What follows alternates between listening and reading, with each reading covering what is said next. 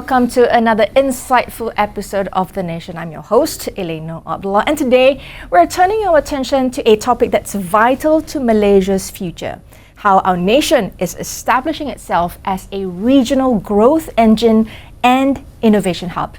Now, Malaysia has long been recognized for its strategic location and diverse talent pool, but what does it take for us to rise to the challenge of becoming a leader in innovation, especially in today's fast evolving digital landscape? Joining us today is someone who knows this space inside out, SHERIZA ZAKARIA, principal at Big Dataworks. We'll be discussing how Malaysia is building its capabilities to foster innovation, what makes it a prime destination for tech and digital ventures, and the challenges we need to overcome to truly lead the nation.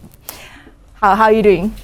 Hi, how are you? I'm great, thank you. Now, I think we had a little bit of conversation prior to starting, talking about the regional growth engine, Malaysia as an innovation hub.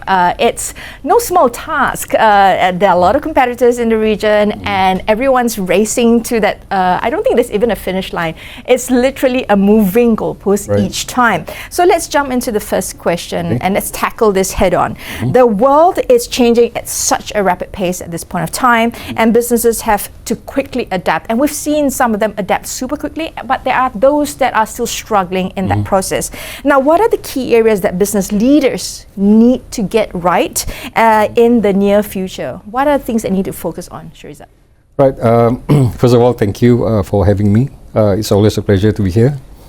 To your question, if you look at businesses today, whether it's MNC, multinational corporation, GLC, GLIC, and SME, there are some key things that leaders need to focus on. For starters, like SME.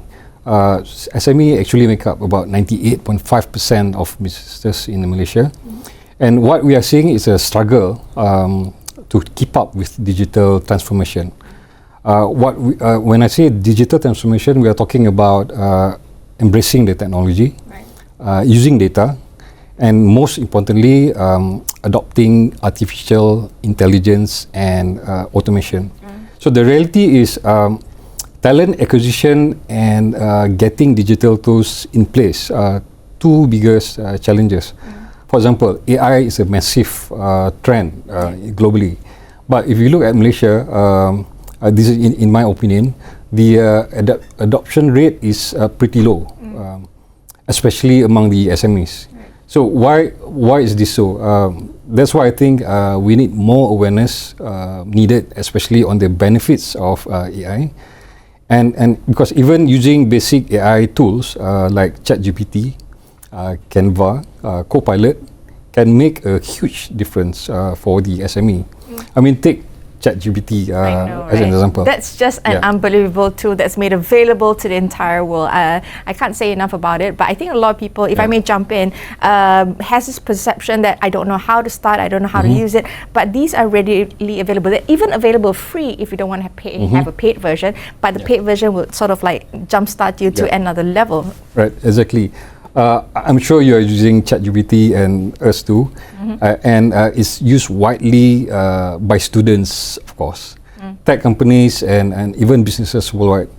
But ChatGPT is not just about saving time on repetitive tasks, but it's actually helping to improve productivity by around, say, 30%.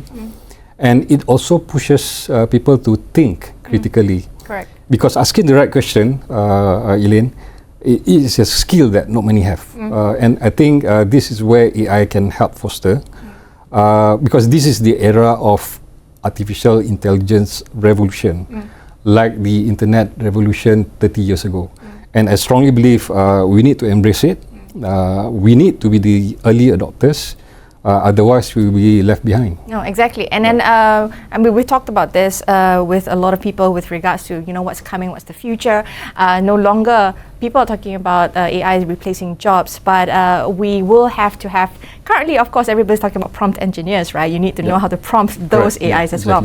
But it's said that all businesses generate data. I mean, all of us do. I mean, you collect information, you know how people come in and your purchases, whatever kind of business that you're in. In terms of regional competitiveness, are we on par with our neighbors yet in the ASEAN, or are we leading? Perhaps you have some statistics you can share. And what can be done to improve our use of data? Okay, good question. When it comes to digital competitiveness, we've got some catching up to do. Malaysia is still trailing behind our neighbors like the Singapore and Hong Kong. But it's not all doom and gloom, Elaine. There's a clear path forward. First, we need to bridge the digital divide. This means improving our digital infrastructure, encouraging business to adopt a data-driven culture, and fostering partnerships between public and private sector. So the big question is, Elaine, how ready are we? Okay, do we have enough data centers? What about our cloud computing facilities and broadband networks? Are they in place? And how about cybersecurity measures, payment gateways, and digital identity system? We know that my digital ID is being rolled out in phases, but all of these are critical building blocks that we need to focus on. And SME in particular, they need more support and incentive to adopt these digital tools. So then we can remain competitive regionally. And it's not really that hard to be able to kickstart that process. I always believe where there is a will, there is a way. And you just need to sort of like commit to making that decision and stepping into that and creating that future. Because sometimes if you say that, I don't think I'm ready, it may be too late for the game. We will be taking a short breather first, but we'll have more questions when we come back. Stay tuned, we'll be right back after these messages.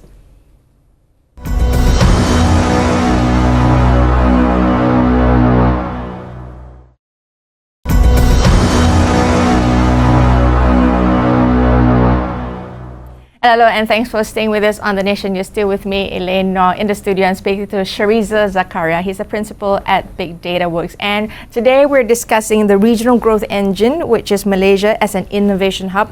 Earlier, SHERIZA, we established where we are in terms of SMEs, sort of like still struggling to, some are already in that space, some are still struggling to transform digitally. And you were talking to us about digital transformation, what that means, cybersecurity. There's a lot of things that comes into play. It's not just the word digital, because whenever people think of digital, it's just like, as long as it's electronic, right? Yeah, it's just a buzzword. So there are so many things that comes into play. You're talking about data centers. So my next question, data centers are a big piece of this puzzle. When it comes to driving investment, what does this mean for the data analytics business? Data centers are a game changer, with more of them popping in Malaysia. We are positioning ourselves as the key hub for data storage and analytics in the region.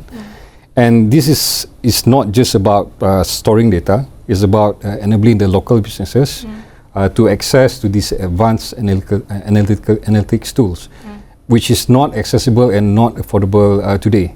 But perhaps with when we reach the economy of scales, probably this will become affordable for the masses in future. And we are seeing now global players like AWS, Google, Microsoft, they are already here, offering their expertise and technology.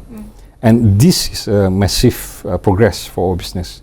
The fintech, logistic, and e-commerce sectors in particular will benefit most of it because their day-to-day operation depends on the data-driven analytics. So leveraging on this infrastructure will allow us to actually process data more efficiently and securely. So these are the benefits of data centers coming up in Malaysia, and this is where the real innovation begins in Malaysia. And when we talk about data centers, we're talking about the infrastructure. We also have to talk about the soft skills, right? We're talking about the human capital.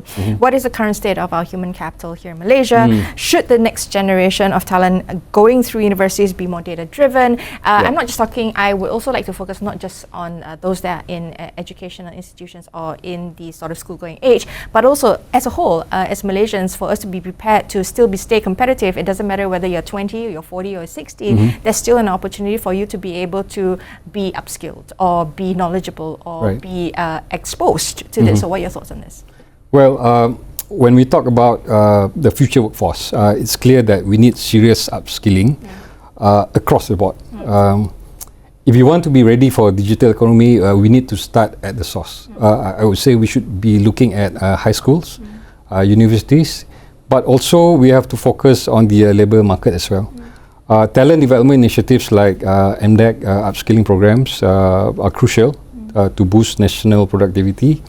And to me, in education, we have to emphasize on data science, artificial intelligence, and digital literacy.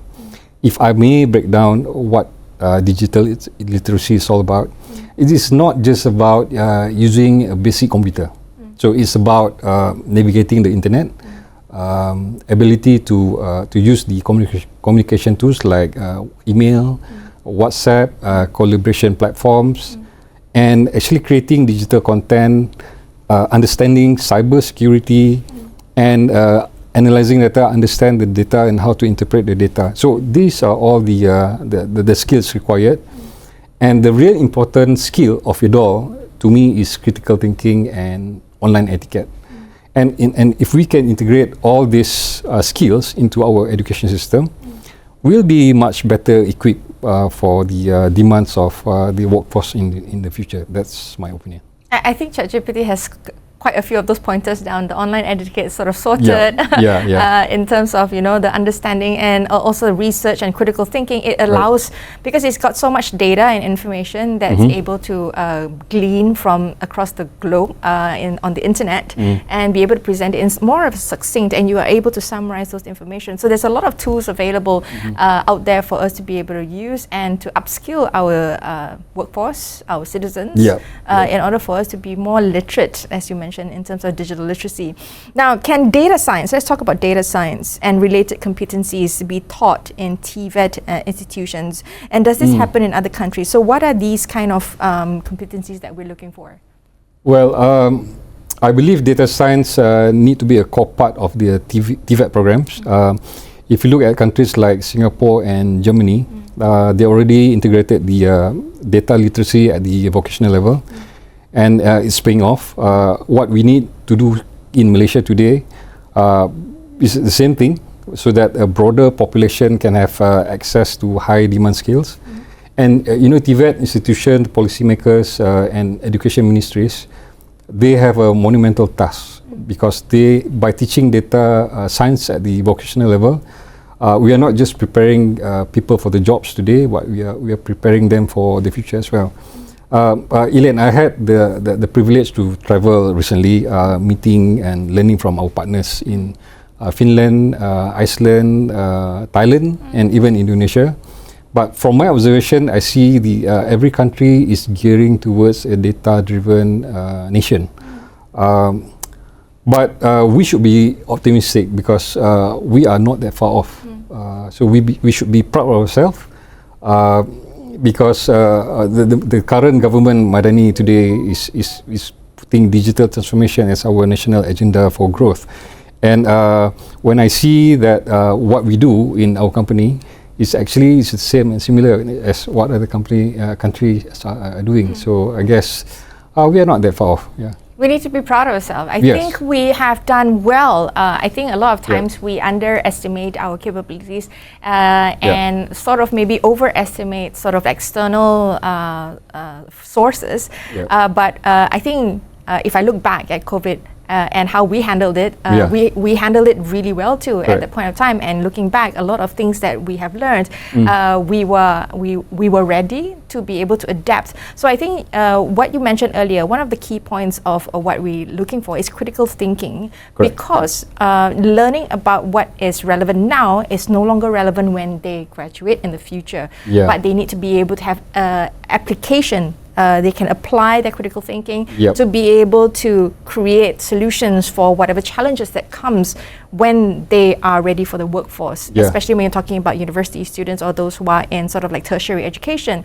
But I think that allows us to also equip our current workforce to be able to find solutions, because a lot of this is sort of like the blue ocean, right? You have no idea what is out there, right? And everybody's sort of like, it's like COVID, like you don't know what's happening, you're trying to experiment, you're trying to explore, maybe this works, but that's the critical thinking skills that sets it apart from whether you're leading or just following, and whether you're repeating or you're charting that new path. Yeah, exactly. Right. So that's the very interesting place that we're in right now. In this sort of juncture in time, we're in a very culturally different and technologically advanced space that allows us to be able to, expand our imagination.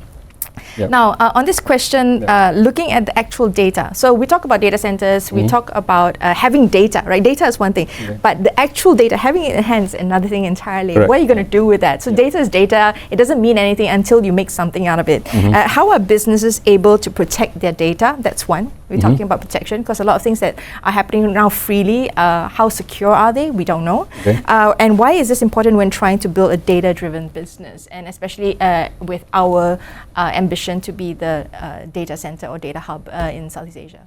Right, but let's talk about the data-driven economy. When we talk about data-driven economy, trust is everything, because businesses that operate on digital platforms, they need to be taking data protection seriously. That means strong cybersecurity measures, compliance with the regulations like the PDPA. And for your information, we are actually expecting a new law on data sharing, which is to be tabled by the Ministry of Digital. And that is going to be a big step forward, because it's crucial for businesses and the public to understand their rights and responsibility around their data. Because without permission, we can't even store data and we can't analyze data. So that is a huge part of the economy now, and it's really about ensuring everyone understands and informed and to be protected. So that is the way forward, which is to enhance and allow data sharing within the public sector and private sector. Let's talk about what's next. So we will take a short break right now. We want to talk about sort of the future of data and data centers, and I think you have something interesting to share with us as well. We'll be right back after these messages. Stay tuned.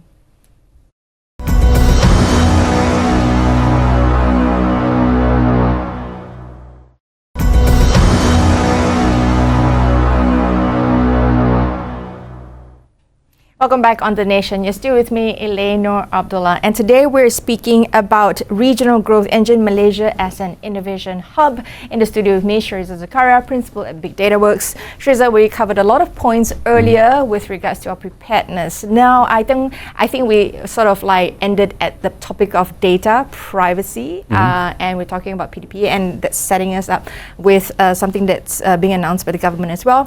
But in my next question, I want to talk about trust, because I think that's where we talked about with regards to PDPA.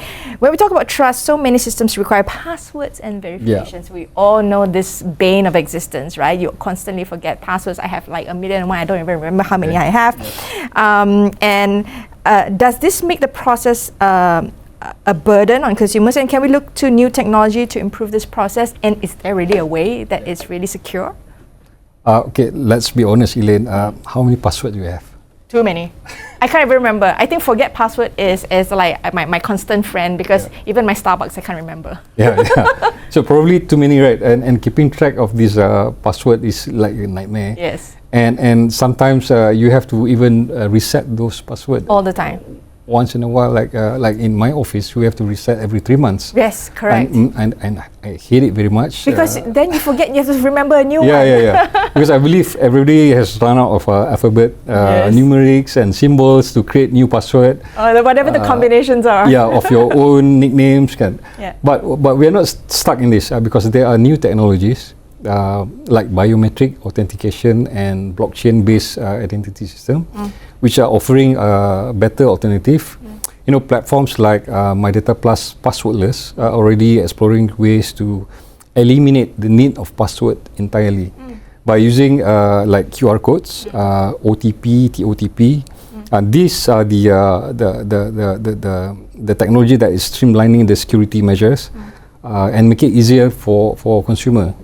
And do you know that 70% of e-hustle support calls every year is about forgot password? I can't believe it. Yeah. because you're just using it like once a year. Yes, exactly. Next year you will forget. You will do it and then again. Yeah. Right. So with passwordless system, we can significantly reduce all of that, and businesses can save a lot of time and money. So why do you have to think about password management when there's no password to begin with? Yeah, I'm looking forward to a digital ID so that I don't never have to like try to remember password. But digital ID is my password. That should be like one password. One password for everything. We should be passwordless. Passwordless. There you go. Now I will skip to the last question as we're coming to a close soon. So finally, we're in September, so October is just around the corner. The budget is also just around the corner. What incentives will drive investment and innovation in the economy? And what do we have in place now, and what does the government need to allocate for future growth? Because I think a lot has been said about the economy. I think there's some buoyancy that's coming back into the economy with regards to the ringgit and the currency, and people are looking forward to what's next. We want to be able to ride that momentum. Are we going on the uptick? How can we then incentivize this industry, the data industry, the AI, and whatever is coming? What do you look forward to in the budget? Well, as we look to the upcoming budget, I say it's crucial for the government to continue to offer tax incentive for tech industry, support R&D, invest in digital infrastructure, and because these are the areas where we will see innovation, especially in AI, fintech, and green tech. But I think by investing now, we'll be driving long-term growth because this is the potential for Malaysia as a leader in these fields. And I think we need to continue supporting it. I guess the tech industry is here to stay. Digital adoption and digital literacy is something that we have to focus on. And I think we are doing the right thing now. And kudos to current government actually. The Madani government doing well. Thank you so much, SHERIZA, for sharing that with us. And that's all the time that we have on The Nation. That brings us to the end of today's discussion on Malaysia as a regional growth engine and innovation hub. We were speaking to SHERIZA ZAKARIA, Principal at Big Dataworks. And to all our viewers, we hope you've gained some valuable insights into the opportunities and challenges our nation faces as we build a stronger foundation for innovation and digital transformation. Thanks for tuning in. Until next time, stay informed and